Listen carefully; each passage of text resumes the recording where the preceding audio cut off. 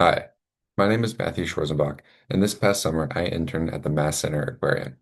My site supervisor was Ariel Wahab, and my faculty advisor was Lebna Alzaru. In my project titled Making Waves: How Repeated Encounters Inspire Ocean Conservation, I investigated the effectiveness of informal education in the realm of conservation. Now, just to provide some background on this issue, marine mammals are facing increasing threats from pollution, habitat loss, and direct human disturbance. This is prompting a need for stronger public awareness and conservation ethics. Specifically, over 43,000 marine mammals were stranded on the west coast of the US alone. In an effort to resolve this, there has been immense growth in the world of informal education. This can refer to outreach programs, social media posts, newsletters, and even public announcements, essentially any education that takes place outside of a formal setting. And now, despite this worldwide movement to increase public awareness about the importance of marine mammals in the ocean as a whole, repeated human-wildlife conflicts and low public knowledge about marine mammal laws suggest that education alone may not be enough. Therefore, this project moves to investigate the effectiveness of informal education in prompting action and retention of marine mammal information. To investigate this a little closer, I use the guiding research question of how effective is informal education in improving public retention and marine mammal knowledge and prompting conservation-oriented behavior. So fairly straightforward. So like I said, over this past summer, I worked with the Mass Center Aquarium, and this was in Des Moines, Washington, and I conducted informal education outreach about marine mammals in the Puget Sound, as you can see here in Figure 1. Now, over the course of my internship, I talked to over 1,500 people and was able to administer 67 surveys to willing beachgoers in the Redondo Beach area. These surveys first asked respondents to measure their own level of exposure to marine mammal educational materials through informal means. It then asked them to answer a series of questions where they were asked to identify marine mammals as well as recall current marine mammal laws about these same animals. Outside of my internship, I conducted a literature review of papers regarding education in conservation.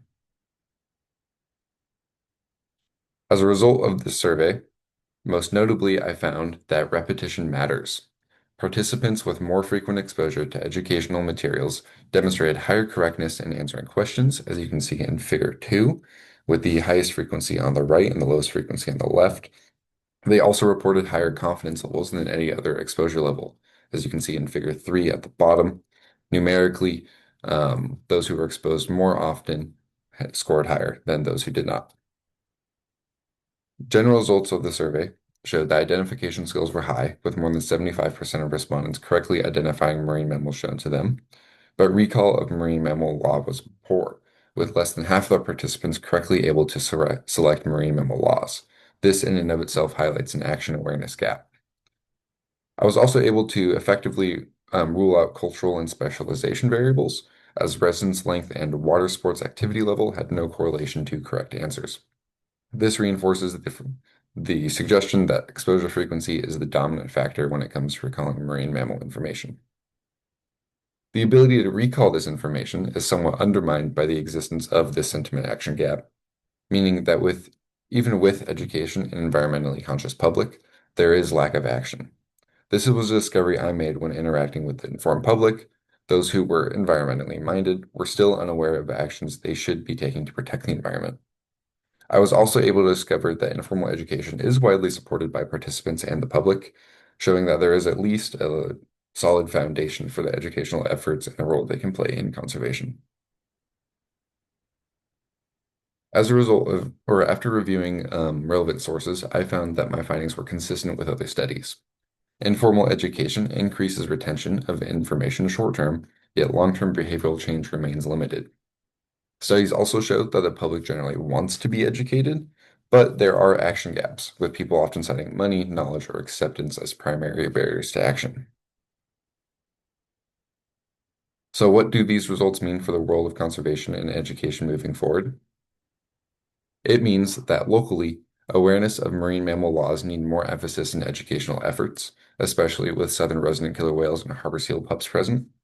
I mention these animals specifically because the southern resident killer whale is an endangered species with different laws surrounding them than other marine mammals. Additionally, harbor seal pups are some of the most vulnerable marine mammals in the Puget Sound area, especially during the summer months when there's a lot of like beach traffic and they are newborn.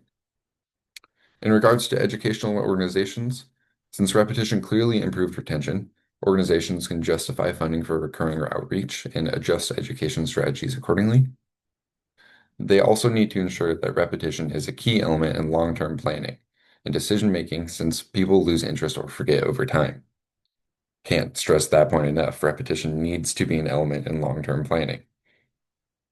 Generally increasing the general Generally increasing the public's confidence in marine mammal knowledge through informal education will help close this sentiment action gap. I saw this personally at those who were more confident and were more willing to take action. Closing the sentiment action gap on a large scale and permanently will require social acceptance of conservation-related behavior, increased formal education, and overall support for conservation actions nationally and globally. A quick special thanks to my site supervisor Ariel for taking the time to teach me about marine mammals of Puget Sound and working with me in the mast to complete the skeleton articulation of marine mammals. Also, special thanks to my faculty advisor Levna for helping me shape my research and providing me with feedback during my writing process. All right, thank you all for listening.